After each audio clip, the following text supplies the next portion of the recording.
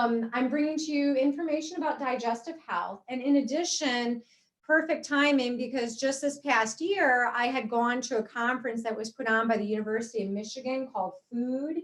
It's all about digestion and nutrition. It is geared towards dietitians. So throughout the talk, I'll just pepper in some information about that too. These are the topics that we're going to cover. So how can I talk about digestive health without talking about fiber? So of course we'll talk about that, but not only in regards to digestive health, but also talking about it as far as how it's helpful for diabetes, for cholesterol, for weight management.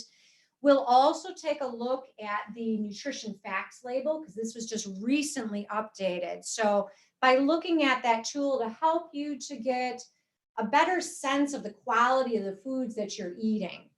Then we're going to look at what's called the low FODMAP diet. So FODMAP is an acronym. We'll get to that in a little bit.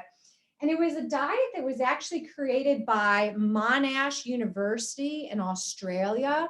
They did it to help people that have IBS, or irritable bowel syndrome. And as much as 75% of the people that have IBS, when they do a low FODMAP diet, it can actually help them to have some symptom relief. So it's really powerful, but it is a very complex diet. So with that, you'll see when we talk about it, it's good to work with a dietitian when you try to implement a diet like that. And then we're also going to be talking about the Mediterranean diet. The Mediterranean diet is really an overall healthy diet for everybody to try to implement and follow, because it can help to decrease inflammation, something that we all deal with. And, you know, more and more we're discovering that different health conditions and diseases, there's like an inflammation aspect to it as well. So if we can change things with the way that we're eating to decrease our inflammation, that's definitely a win-win. Plus, the Mediterranean diet can be helpful for people if they don't want to go to the extent of doing the low FODMAP diet, or maybe they weren't successful with doing low FODMAP, and then therefore Mediterranean diet can be a better choice for them. And it's so much easier to implement that diet too. So we're going to start talking about fiber. Fiber is really unique because our body does not digest it. So instead, it passes relatively intact through your stomach, small intestine, and colon, and just out your body. So it's really a unique nutrient. So many benefits, though, in relation to our health, especially digestive health. So there's a couple of different forms of fiber. We've got soluble fiber. And when I think of soluble fiber, when you look at this picture that you have on your screen there, I'm thinking of the inside of the apple, that white part there. That's where the soluble fiber is. That type of fiber dissolves in water, creating a gel-like material. It's that gel-like material that's created from soluble fiber that really gives us that feeling of fullness when you're eating a meal that's rich in fiber. Soluble fiber can also help to lower our cholesterol, and it can also help us with regulating our blood sugars too. And also, because that soluble fiber dissolves in water, it can be really helpful for folks that unfortunately are struggling with, say, loose stools, if they're having diarrhea. If you add in a soluble fiber, it can take all that extra liquid and kind of create a gel and give the stool more bulk, so it can help to slow it down. And that's another act that soluble fiber does. It kind of helps to slow down how quickly we're digesting something. On the other hand, the other form of fiber is insoluble fiber. So when you're looking at this picture, think about the outside of the apple, that peel there. This form of fiber promotes the movement of material through the digestive system. So it can be helpful for people that are struggling with constipation. Another way to think of it is it's kind of like the body's broom. It's kind of cleaning everything out. So soluble fiber kind of slows things down, whereas insoluble fiber kind of puts the gas on it and gets it going. Now, the beauty of it is when we're talking about fiber, fiber is going to be coming from plant-based foods. And what's nice about it is that anytime you're eating a plant-based food, you're going to get a little bit of both of these different types of fibers. So let's look at some of the different sources. So here you've got some examples of both soluble fiber and insoluble fiber. As I mentioned, these are going to be plant-based foods. So all these pictures are showing you different types of fruits and vegetables, grains, nuts, seeds, beans, legumes, all these wonderful things. When we were talking about how soluble fiber can help those that are having loose stools, what I would suggest out of that list would probably be using like the oat bran and the barley as a way to kind of help out, and perhaps avoiding the fruit, because sometimes fruit can make things go a little bit quicker. Now we're going to take a look at that nutrition facts label. So as I said, the label was just recently updated as early as the beginning of January. So all the food industry should be up to date and have the new label out on their products. You can see where they've kind of listed some of the changes. So for example, at the very top where it says serving size, larger, bolder type, just making it easier for us to be able to read this. And then right next to that where it says 2/3 cup and it says serving size is updated, what they really did was the FDA made the food industry a little bit more realistic with their serving sizes that they have listed. To put that in perspective, before we would have a serving size for ice cream that would say 1/2 of a cup. Nobody's taking 1/2 of a cup. So this is where the food industry had to kind of fess up and be like, okay, it's more like 2/3 of a cup instead. Or another example of that would be if you go and you buy a bottle of 16-ounce bottle of soda. Previously, the food industry might have said, well, that's 2 servings. By saying that, it would change the nutritional facts information. Now the FDA is saying, no, when people buy that, they're consuming the whole thing. So we want you to be more realistic with these serving sizes. You can see too that the calories were made a larger type, a lot easier to be able to read this label. One of the additions that I want to point out here that I'm very excited about is down where you see where it says total carbohydrate. And then below where it says total sugar, and you see on the side there, it says new added sugar. So that's really significant. We never had that information before. Our label only showed us how much fiber was in a food and the total amount of sugar. But this information is now empowering us to know how much of that sugar in our foods is actually added sugar, because there's no health benefit associated from having a certain amount of added sugar. It just tastes good is all. So having that information there with the carbohydrates really can help us to make better choices, get a better quality carbohydrate for us.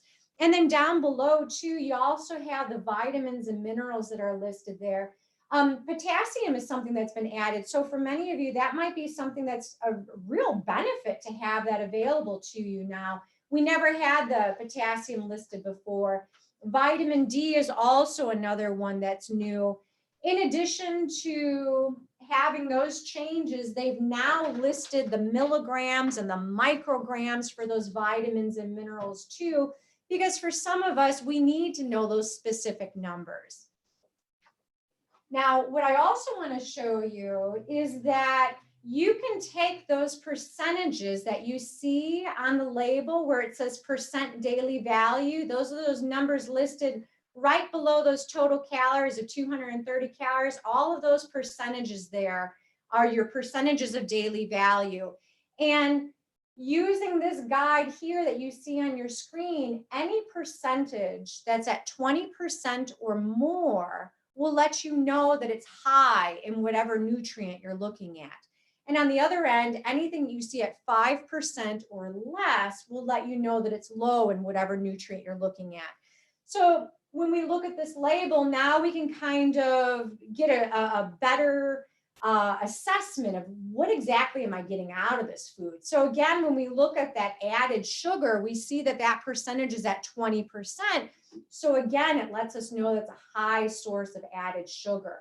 The potassium, for example, is at 6%. So it's kind of a low source of potassium. So, all right, now let's look at how fiber can help us. So, as we talked about, fiber creates that gel, that soluble fiber creates that gel in your stomach. So when you look at these pictures here, one of the benefits of getting good sources of fiber is that we're full and satisfied. Because when you look at this picture, the top one is showing you a stomach that is full with fiber and the calories are kind of small, meaning as that when we have a diet that's rich in fiber, our stomach is going to be full and therefore there's going to be less room for extra calories versus the picture below it where there's not that much fiber, but there's a lot of calories in there. When the stomach is full, it can then send a message to the brain to say, hey, turn off that appetite signal because we're good. We got plenty of food in here. Versus the picture below, if there's not a lot of fiber, carbohydrate breaks down pretty quickly. And so it'll leave the stomach so you could still have that signal for wanting to eat more. And then another way, like we talked about, fiber can help us with our cholesterol, specifically, again, that soluble fiber. So I'm really passionate about this too. A lot of times when we're trying to make corrections to our diet and trying to improve our cholesterol, our focus might be on the types of fats that we're eating, but we should also be attentive to the type of fiber that we're getting and making sure that we're getting enough fiber. I look at fiber as the vehicle that can help cholesterol get out of the body. So if we're not getting enough fiber, the body can start to recirculate that cholesterol and it could just make the process a lot slower. Fiber is essential for helping to decrease cholesterol. And then also diabetes, because we talked about the quality of that carbohydrate. The ideal carbohydrate would be one that's got a good source of fiber and one that's low in added sugar. Just like that very first picture there that you're looking at, if we have that meal, that very first meal with a belly full of fiber, with having that type of meal, the food is going to more slowly go into the digestive tract. And the advantage of that is that it'll more slowly increase our blood sugars versus the other picture where there's not a lot of fiber to slow it down. It's going to get into the bloodstream really fast and make blood sugars go up. So here you've got information specific about what are the recommendations. How much fiber should I get? Typically, people are only getting about 10 to 16 grams of fiber a day. So here you've got some different numbers based on your age, male, female. And I'd also like to point out too that with these numbers, work up to this amount, but it's not a bad thing to have more than this. For example, if somebody was following a more plant-based diet, such as a vegetarian, they could have as much as 34 to maybe even 40 grams of fiber a day. So these are just initial goals, and then we kind of want to take it a step further. Okay, so now we're going to move on and we're going to look at the low FODMAP. And we're going to see if we can get a video going here. This would be from Monash University. And again,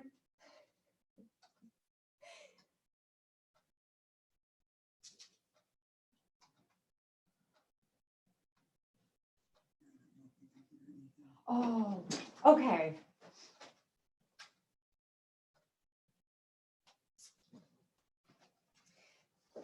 So what you're seeing, these poor folks, they have IBS. IBS, or irritable bowel syndrome, is chronic relapsing symptoms, including lower abdominal pain, discomfort, bloating, gas, distension, altered bowel habits. Sometimes they can have diarrhea, sometimes it can be constipation, and all of this with no abnormal pathology. It's kind of, we don't really know why it's your digestive system is reacting this way. And as many as 1 in 7 adults will suffer from IBS. And again, this is from Monash University. Okay. Great. I'll let you watch.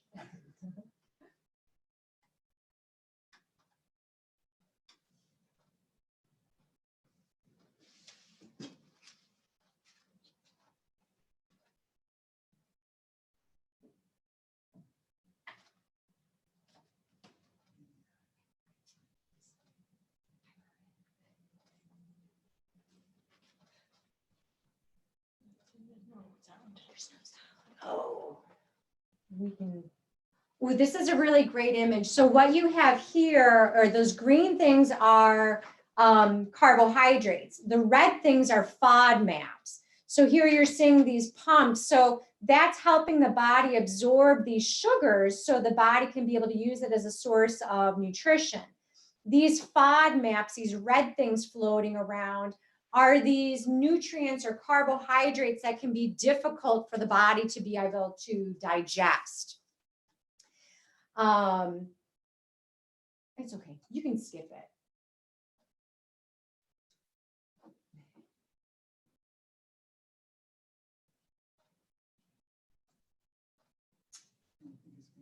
Okay, that's okay, we can just skip it.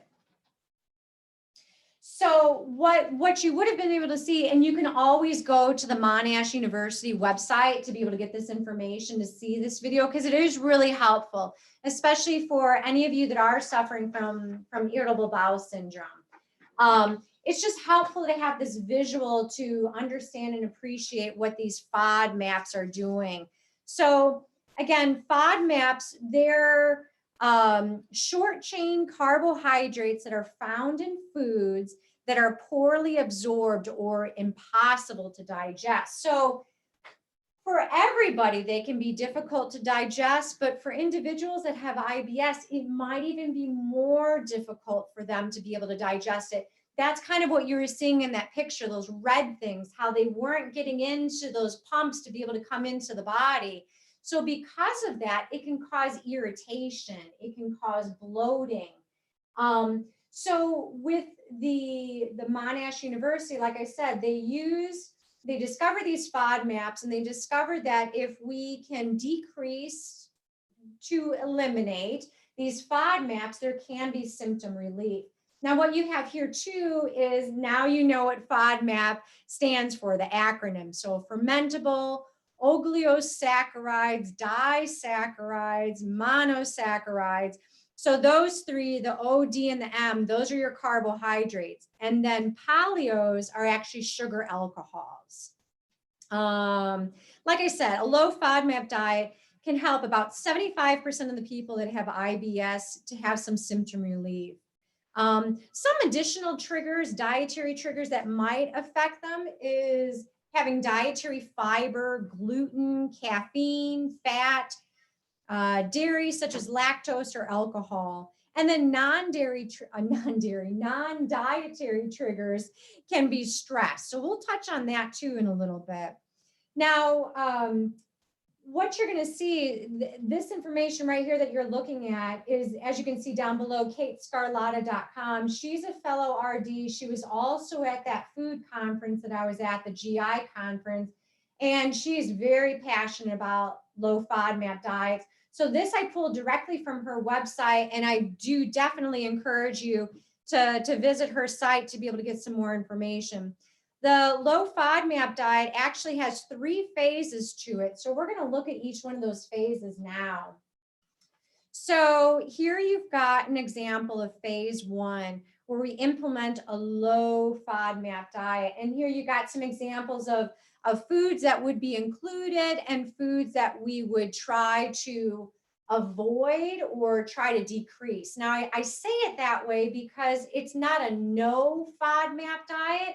So you could still have some foods that have FODMAPs in it, but the more you have, chances are the more irritable bowel symptoms you would experience. So typically this first phase of the diet lasts for 2 to 6 weeks. And a lot of times when people implement it, they're finding that they're having symptom relief even as early as within the first week.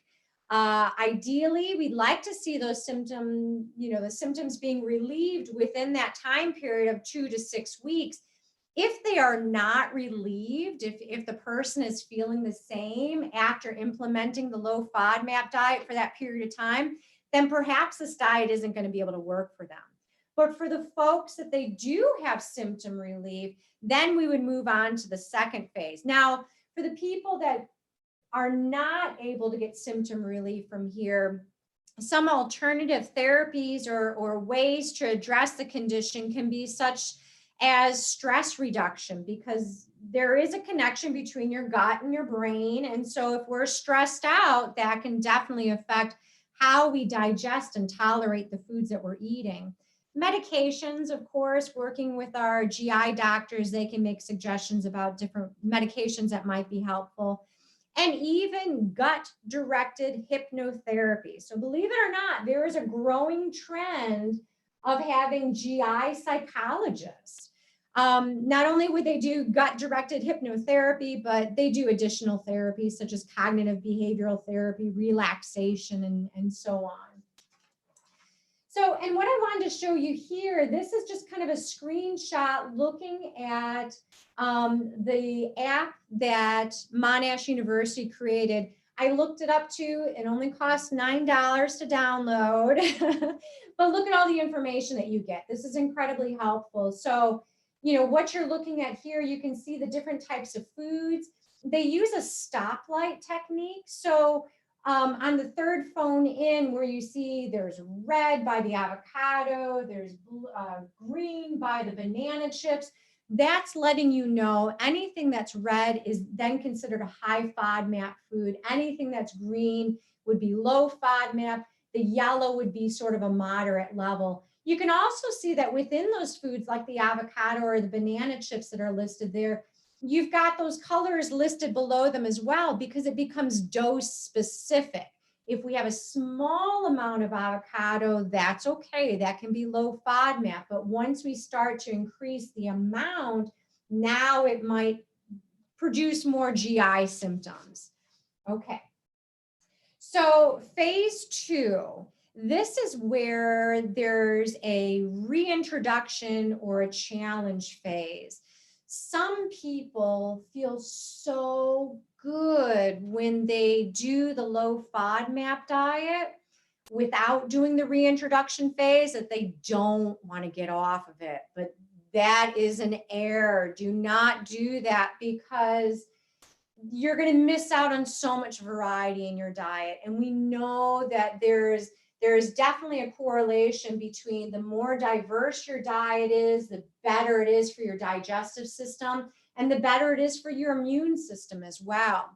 So what you have here, I took this is an example of the challenge phase, and I pulled this from the University of Virginia. Carol Reese Parrish is the dietitian down there. She too spoke at the food conference. And so I put her website address there too. And this is literally an article that I got from this website. There's so many wonderful tools there. I do encourage you to check that out. So you can see what we do in phase 2 is we literally challenge the diet. We take these different FODMAPs and we test each group one at a time to see how you tolerate it. So when you look at the lactose group at the very top, as you can see, this is over the course of 3 days. We start the first day where it's just a small amount, and you can see the symptoms there. They had 4 ounces of yogurt. There weren't any symptoms. Then they go on to day 2. Now they're going to increase how much they're having. And you can see they're based on the symptoms that they listed, that they had a little bit of distension. And then on the 3rd day, they increased the portion even more. They didn't have any symptoms at all. So then when you look at the next 3 groups below there, the fructose, the fructans, and the polyos, now when you look at the symptoms, there's a lot more symptoms that are being listed there. Especially when you look at the polyos, that's that very last one there. And as you can see, sugar alcohols are a polyo. When the person tried it day 1, they had watery diarrhea. don't even know why they went to day 2, but they did. Good for them. And on day 2, they tried apricots. At this time, they still had it. So therefore, what that tells us is this person should continue to avoid that whole group of FODMAPs entirely. They just don't tolerate them. So this 3-day challenge that you do for each group, number one, it's there to see, can I tolerate the group? And then how much, what's the portion size of these foods can I tolerate? After you do those 3 days for each group, you always go back to a low FODMAP diet again, just to kind of quiet down the digestive system. To go through this phase, it could take as much as 8 to 12 weeks. So this, the low FODMAP really, you're investing some time. So it's good to clear out the calendar and not have anything significant going on. So, okay. And then here's another view of the app from Monash University. This is showing you where the little finger is on the very first phone. You can see a little diary there. So you could be able to track the foods that you're eating. The second phone in, where there's the apple and the circle around it, that's the part of the diary that's in regards to the reintroduction phase. The third phone in shows us the food that's being challenged. It shows us the different FODMAPs that are in that food specifically. And then that last phone, that image that you have there, how wonderful to be able to have this information at your fingertips. You're able to enter the time that you consume the food. How are you feeling overall? And even being able to record bowel movements, because this is a big part of that. Go ahead. All of that is to help to prepare us for phase number 3. In phase 3, the goal is to relax dietary restrictions as much as possible, expand the variety of foods included in your diet, and establish a personalized FODMAP diet for the long term. In this step, well-tolerated foods and FODMAPs are reintroduced to the diet, while poorly tolerated foods and FODMAPs are restricted, but only to the level that provides symptom relief. And what's important to keep in mind here too is that, remember where we saw that poor person that their paleos, fructose, fructans, they were having difficulty digesting all of those. It's possible that once you come to phase 3 and you determine the foods that you can tolerate, and the more you're able to follow those and continue to have symptom relief, it's always appropriate to re-challenge some of those FODMAPs that you may not have been able to tolerate before. It's possible that maybe the digestive system just needed to do a little bit of healing, and now it may be able to tolerate them better. With that app, it also gives you the ability to be able to filter the results from your diary, so it can even come up with a personalized plan for you for step number 3. And then here's some additional resources just to learn more about FODMAP. Like I said, this is a complex diet, so it really is helpful to be able to work with a dietitian for this, because if there's these FODMAPs that you're not able to tolerate and you're having to remove them from your diet, they may be foods that you're used to having, such as drinking milk or having wheat bread. And to take that out, you may be at a loss for, well, what would I put in its place? Or if we don't substitute the right way, we may not get everything that we need. So now we're going to move on. We're going to talk a little bit more about the Mediterranean diet. So the University of Michigan, their GI department, they look at this diet as their go-to diet. People that have IBS could be able to get some benefit from following the Mediterranean diet. And like I said, if somebody tried the low FODMAP diet, but maybe they didn't get symptom relief within that first phase, the Mediterranean diet might be helpful for them as well. In general, this is a great diet, truly, for everyone. Like I said, it can help to decrease inflammation. The way that it's doing that is because the diet is low in saturated fat and trans fat, and also is low in added sugar, plus it's rich in omega-3. So here's a really pretty picture of what we really want this diet to look like. And it's just a great reminder to all of us, where less is more. minimally processed foods. So the focus is trying to have minimally processed foods, less than 5 ingredients. That's the ideal. Like we talked about, variety. There's a wonderful variety of different foods that are here. And like I mentioned before, the more varied the diet, the better it is for our digestive system. And that in turn can help to support our immune system too. People might even find that they're going to save money, because if we're doing more cooking at home and using beautiful ingredients like this, we're saving and not having to go out to fast food or restaurants. So I had to bring it back. And so here's looking at our nutrition facts label again. And when you look at this again, so now we can kind of empower ourselves and go, okay, so now let me look at this from the standpoint of thinking, I want to do a Mediterranean diet. So we want to look at sugar. So when we look at this nutrition facts label, we can use those percentages of daily value. Again, we can see that the added sugar is at 20%. So this is a high source of sugar. Sugar can increase inflammation. So in regards to that, that's not going to be ideal. It's also good for us to look at our saturated fat, because again, the Mediterranean diet encourages us to have a lower amount of saturated fat in our diet. As you can see here, the saturated fat's at 5%. And as our guide says on the side, anything that's at 5% or less is considered to be low. Trans fats are another thing that are low in a Mediterranean diet, as they should be, because trans fats are going to be coming from mostly processed foods. So we don't want any of those. There's zero benefit whatsoever of having trans fats in your diet. And then I also listed an ingredient list there, because as I said in the previous slide, one of the things that we want to look for is minimal ingredients. Ideally, looking at an ingredient list that has 5 ingredients or less. Well, clearly looking at this one, we know that that's not going to work.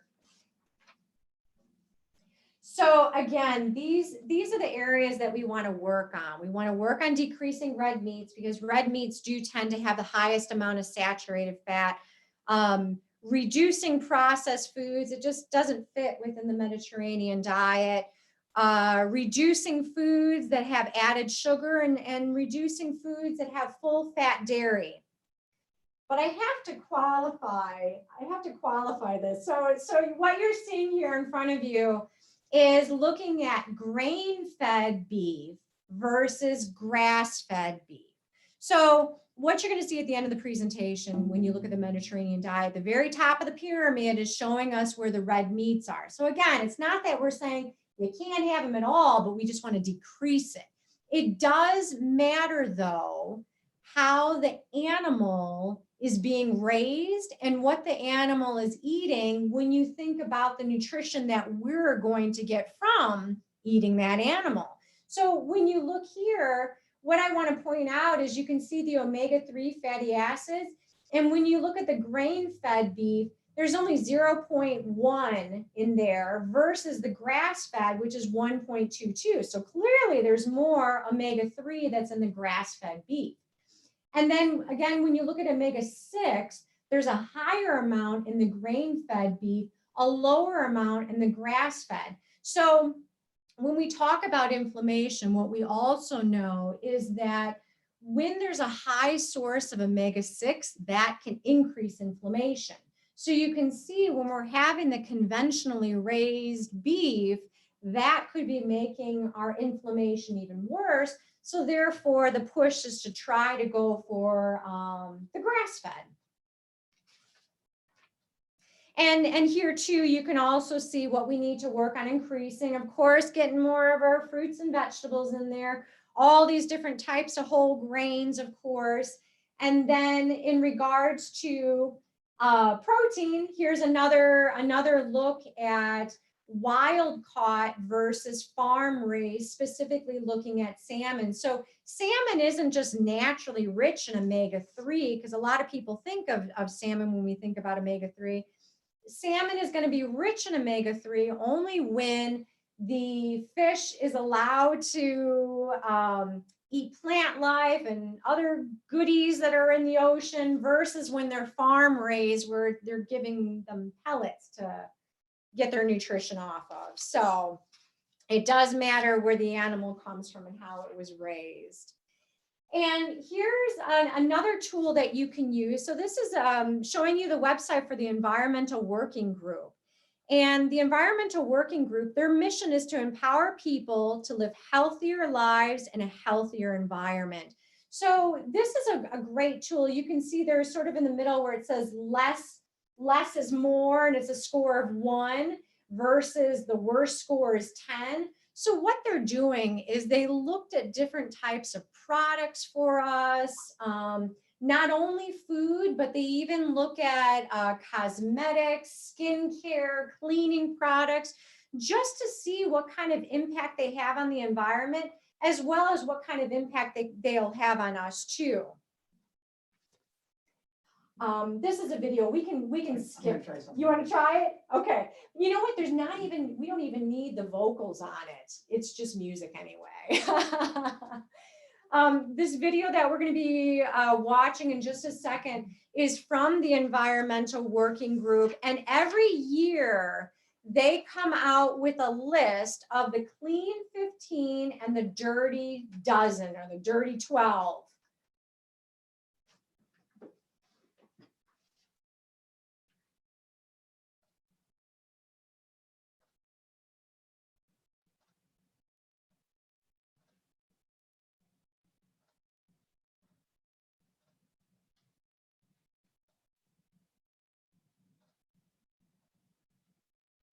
And don't worry, this is going to be on the next slide. I listed them for you. So you're not feverishly trying to write these down.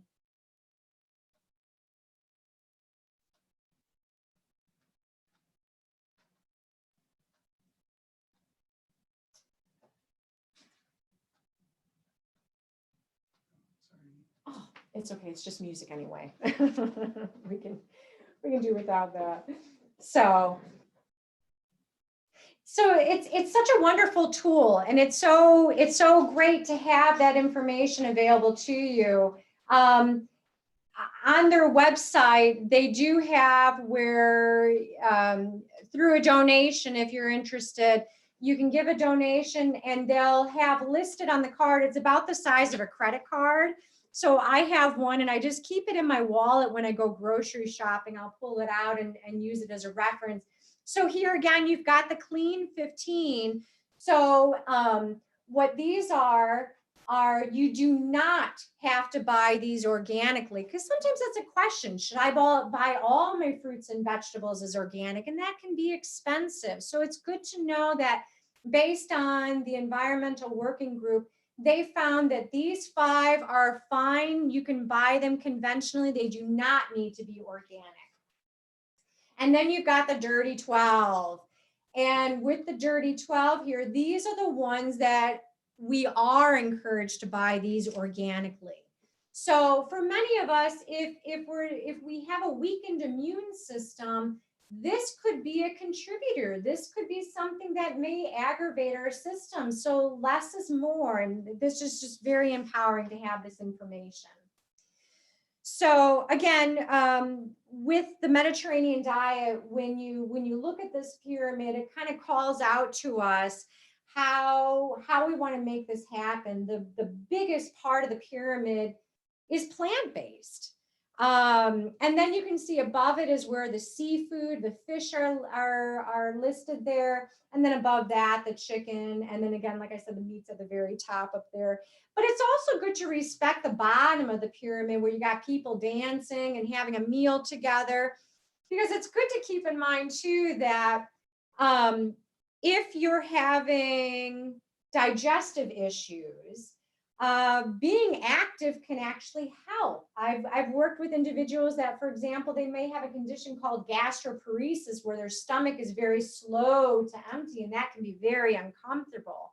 Or even if we do have that sensation of bloating and, oh, I just don't feel good, by walking around and being active, that too can help our digestion. So what I included here is just to respect that there is that relationship, that connection between the brain and our digestive system. And this again kind of calls into play this growing, how do I want to say, industry of GI psychologists. In fact, the slide that I'm borrowing here, and I put down the credit down there to Megan, she too was at the food conference. She is a psychologist, but she's got this emphasis in GI. And it's just really important because we can all kind of appreciate this when we start at the very top, initial GI discomfort, stomach pain, etc. And then we start to have these unhealthy thoughts. And that can be contributing to the symptoms, the emotions, the anxiety. The symptoms are then increased because of that. And so you can see it kind of becomes a vicious cycle. So in regards to IBS in particular, again, I borrowed this from Megan's slides. It's good to consider that maybe there could be a benefit if you're suffering from IBS and perhaps your symptoms are moderate to severe. It may be worth it to reach out to your doctor to find out, what are my options in regards to this. It can be helpful to address the stress. That's definitely true. So now just a little recap, like we did, we talked about fiber, the benefits, looking at that nutrition facts label to determine if you've got a good source of fiber or not. We talked about the low FODMAP diet and how that can be helpful for individuals that have IBS. Again, kind of a complex diet, so it's really good to be able to work with a dietitian on that. And then finally, we touched on the Mediterranean diet, which if you don't even have any GI issues, I totally encourage you to consider trying to move in the direction of the Mediterranean diet. I can't tell you how many people I encourage to follow that. It's just a really wonderful go-to diet. And now we'll be open for questions if anybody has any. Oh, okay. So somebody had asked a question earlier. I think this was during the time when we were talking about the low FODMAP diet in specific. And one of the questions that they had asked was, has there also been a decrease of the amount of blood seen in the stool? I would hope that there would be. With having a symptom like that, I hope that the individual has a GI doctor that they're working with, because it could be more than just irritable bowel syndrome. We don't want to see blood in our stool. And if you're seeing blood in your stool, it's definitely a reason to reach out to your doctor, if not your GI doctor, if you have one. So, Jennifer, I had a couple of questions. So many individuals that might be listening, can you just address the idea that sometimes, well, many of us do take medications, and so, and many of the side effects of medication affect digestive health. Sure. So how do you take the information tonight? Do you see what I mean? And kind of how do we put that all together? And I don't know if that is a very intelligent question. No, it's good. Let me see if I'm understanding correctly. So, it's good to keep in mind that some of the side effects of medications that we're taking can have an effect on our digestion. Perhaps maybe it's making us feel bloated, or maybe we have loose stools, or maybe we're constipated. And so, I guess the very first thing would be to know, is it the medication or is it my condition? And if you are having digestive concerns, I think it's so important just to be upfront and honest and talking about it.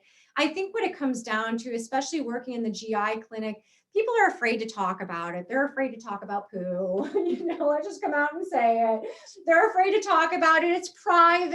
I don't want to share that information, but it is so revealing, because how how you're making a bowel movement and the labor that you may have to take to have that bowel movement absolutely can be corrected. And knowing too that your digestion is related to your immune system. If there's abnormalities with your digestion, then there's going to be issues with your immune system. So as far as sussing out, is it the medications? Is it my condition? I think that's where it's good to have these conversations with your doctor. It can also be good maybe even to have conversations with your pharmacist and asking them, I'm taking these medications. Would they cause any GI issues? And if they're not, then that brings that focus right back to your GI, and it's something that you could make an improvement on. It's always good to feel good. The other question that I think just anyone has, can you talk a little bit about water? I've been reading a lot about when you get up in the morning, drink a glass of water before you might even, make your coffee. Can you just talk about what's your philosophy just about water? Sure. And I totally appreciate you bringing that up too, because when we talk about the importance of fiber, the very first topic that we covered, it is essential to make sure that you have enough water going into your system. Like we discussed, soluble fiber acts like a gel. It absorbs water. But if you don't have enough water going through your system, soluble fiber can constipate you. Water is truly essential to life. You can go as much as 6 weeks without eating food. You are not going to make it a week without drinking water. It is truly essential. And, as far as rehydrating, what's the best thing to do? I'm a purist, so I would go with water. Water is really the best way to do it. I know sometimes it's a challenge for some people because they think water's boring. I don't like to drink it. There's no taste to it. There's things you could add to it. You could add natural ingredients, sliced cucumber, fruits, mint, different things like that, just to give it a little bit of flavor. There are some products out there. There's one in particular that I encourage people to try. It's called Stir.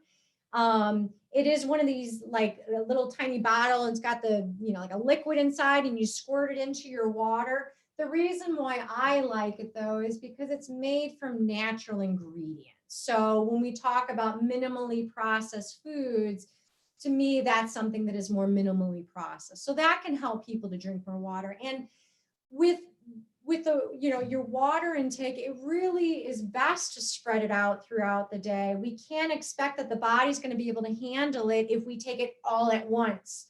So it's really best to spread it out. So starting early in the morning is a great reminder, and just kind of going from there.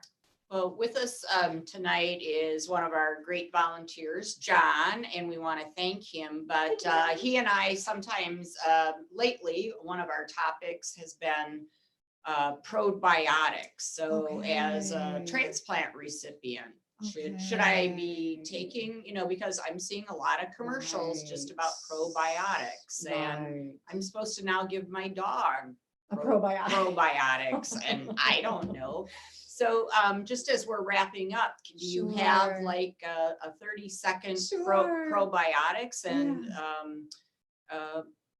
or who should I ask, or who should I believe, or? Sure. Yeah. I'll be honest, probiotics are difficult for me to encourage people to take. That was really impressed upon me too when I attended the food conference, University of Michigan.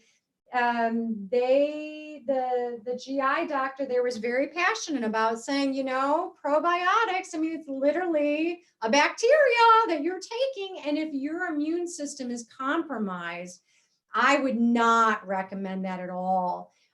University of Virginia, Carol Reese-Parrish, again, that other dietitian that had spoke at the conference, she's even working with infectious disease and pleading that case as well, that probiotics should not be in the hospital setting. They can be dangerous. So I would rather turn to food before I would turn to a supplement. And when all else fails, ask my transplant coordinator if I'm a transplant That's recipient. it. Yes, or- correct. Or the dietitian affiliated with my transplant program. Correct. If I happen to be. So as we wind down, there should be a slide for some of our upcoming programs. I don't know if we might have some technical difficulty, but John will be putting them on. So thank you, John, very much. And thank you to Amanda, who is also Yes. helping us Thank you, tonight. Amanda. I'm not exactly sure what you're seeing on your screen, but eventually. Hopefully it's good. I think you'll see, because we have two screens going here at the National Kidney Foundation, so you'll just have to listen to me, etc. Next month's program, because April is Donate Life Month, I'm very excited to say, and the date of that is a little bit different. It's Tuesday, April 7th.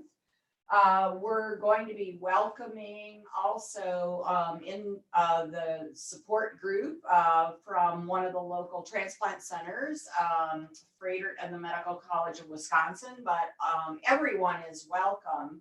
And I would really encourage you, we want to take a moment to honor donors. And so our guest will actually have a guest speaker, donor mom, Dawn Lyons Wood, who will share the story of her daughter, as well as her journey as a donor family member. And then also available will be a technical expert from Versity Organ and Tissue Donation, Tony Gazzardo, who will be with us, not presenting, but if people do have technical questions about organ donation, Tony, who is also a great volunteer for Donate Life Wisconsin, as well as the National Kidney Foundation, will be available. And then as a special tribute to honor donors and donor families, we're asking that all of you consider making a contribution of yarn. The program, due to kind of what's kind of happening right now in our lives, will be totally virtual, but you'll still be able to donate yarn, and the yarn will be donated to a local, what's called Threads of Compassion, which is a group of very, very enthusiastic volunteers who knit and crochet shawls that are then given to donor family members in terms of honoring donors as well as them, and it is meant to offer comfort. And so we have set up on the National Kidney Foundation of Wisconsin on the Amazon Smile. You can purchase the yarn and have it delivered right to our office. And then we've made arrangements with Megan Seacrest, who is the volunteer coordinator at Versity, and we'll be delivering on behalf of all of us, and a yarn that will be used then to make shawls throughout the rest of 2020. So I would encourage you, whether you're able to join us for the program or not, to go to Amazon Smile and order some yarn. And the various kinds of yarn have been outlined, etc. And there's some directions there. But we're very, very grateful to participate in Donate Life Month in that way.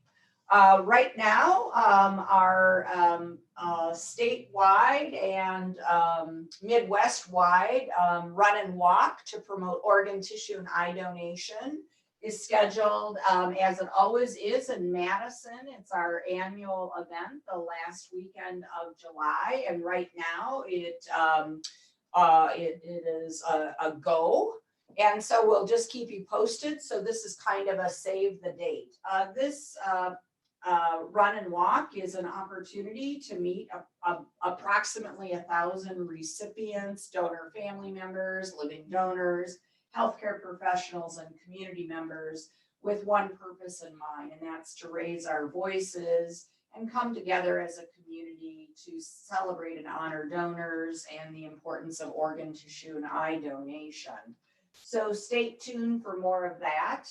As many of you might know, but please spread the word. This is a message certainly worthy on social media. Transplant recipients, living donors, we provide free medical alert jewelry to anyone, no matter where you're transplanted, etc. So please share that information, etc. And then we use a variety of social media, primarily Facebook. So it does allow us to reach you, or for you to hopefully connect and share information about programs like this. We invite anyone to participate. For instance, next month, it'll be an opportunity. Again, this is just reminding you that like many charities, you can, and since we're ordering a lot of things now online, if you select us as the National Kidney Foundation as your charity of choice through the Amazon Smile and then order that way, Amazon makes a contribution. So I want to say shop until you drop.